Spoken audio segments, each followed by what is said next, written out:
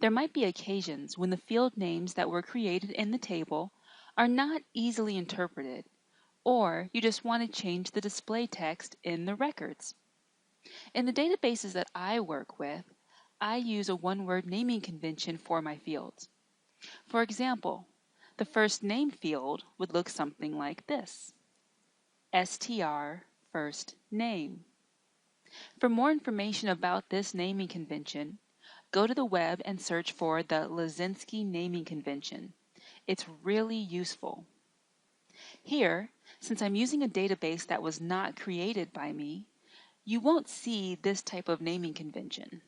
However, if you do see a naming convention like this, or something close, or something that you just want to have look a little bit more user-friendly in the results, you can always display the column's name as something other than the name that was created in the table. And this is called aliasing the column. So here's how it's done. Aliasing a column starts off like any normal select statement. You type in select, then a column, and then next to whatever column you want to alias, you type the as keyword, followed by the word or words that you want to use as the alias. And then, of course, you say from and the table. Now, if the field already has been assigned a caption in the table's property, then the aliased field name will not apply. So what do I mean by that?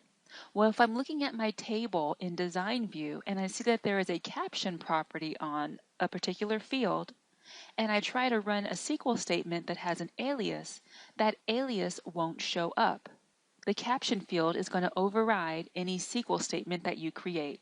So just be aware of that. In this example, I'm going to use the customers table to select the company name and phone number fields. And I'm going to alias the header for the phone number field to read daytime phone. I'll go ahead and get rid of my example from the beginning of this lecture. And I'll type in the keyword of select company, comma, and in the table it is called the business phone. And again, I'm using my square brackets because there is a space in the name of the field in the table. And I'll type in first from customers, the name of the table. Now I'm not going to alias it just yet, just because I want to run this and show you what it looks like before I do alias it. So I'll click on the Run button. And you'll notice up at the top, the column says, and I'll make it a little bit wider, business phone. And that's what we want to change to read daytime phone. So I'll head on back to SQL. And to alias this field, I'm just going to type in a space and then type in the keyword of as, and then whatever I want to call this field. So I'm going to call this daytime phone, and that has a space in it.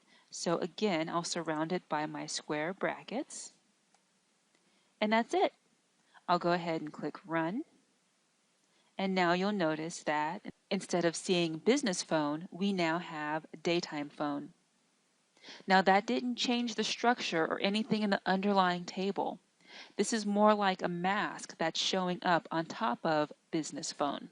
So you don't have to worry about aliasing affecting your tables.